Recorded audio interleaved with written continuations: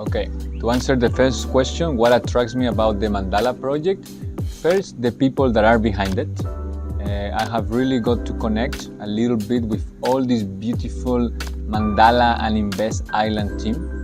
I think they have a very clear vision. They are not just trying to create something sustainable, they are pushing for it.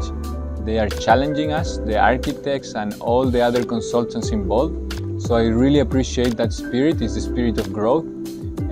Very few developments want us to go that deep, and that really moves me and motivates me to be part of this project. Your second question regarding what I want to bring into the table, the inspirations, I believe in this idea of creativity, that we all can access to that space. So I don't know yet, because I haven't started designing, what are all the elements that we're going to bring there. But definitely concepts of sustainability, understanding sustainability holistically, from the environment, social.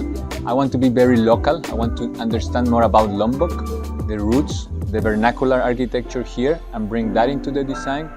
And of course, we want to bring a touch of inspiration. That is what we live and breathe at the studio.